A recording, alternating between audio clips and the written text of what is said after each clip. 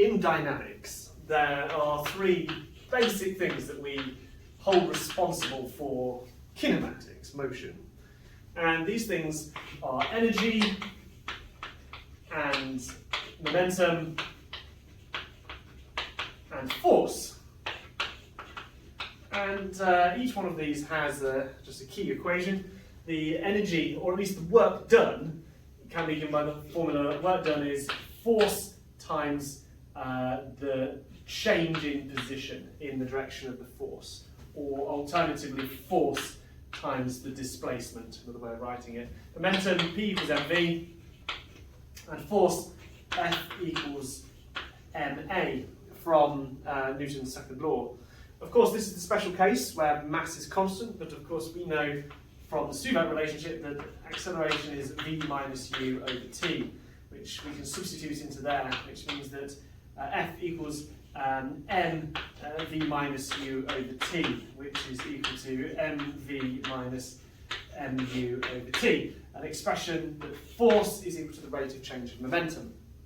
Now, what would happen if we tried to accelerate an object? We took it from one velocity and we accelerated it to a higher velocity, for example. And this is going to take some work. We're going to have to do some work to change its kinetic energy. But how much work? Well, let's substitute this into that and see how we get on. So, first stage is that work is force, which we've now worked out as mv minus mu over t, multiplied by the displacement. Okay?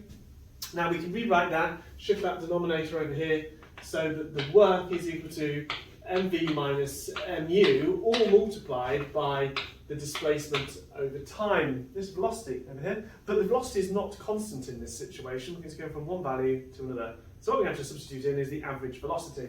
So this is from another Suvat relationship. If you remember that S equals U plus V over 2 times T, and this here is the average velocity.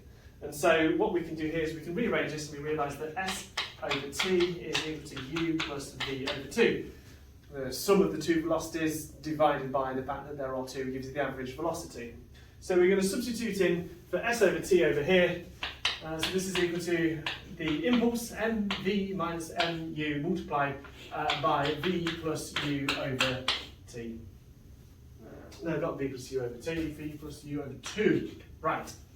And now we're going to multiply out the brackets. And so the very first thing we're going to do is mv multiplied by v over 2. Because what we can do is we can represent this as we can rewrite the same thing as mv minus mu multiplied by v over 2 plus u over 2. And now it's just a case of multiplying out the brackets. So let's do it. So mv multiplied by v over 2 goes v squared over 2. mv multiplied by u squared over 2 is going to be mvu over 2. Minus mu multiplied by v squared is minus muv over 2, and then minus mu squared over 2. Now you can see here that muv and mvu, they're the same thing. And so if I just wrote them out the other way round, just so that you can see, what we have here is plus mvu over 2 minus mvu over 2. They cancel out, which means that mv squared over 2 minus mu squared over 2 is equal to the work done in accelerating an object from u to v, which is equal to the difference in their kinetic energies, like that.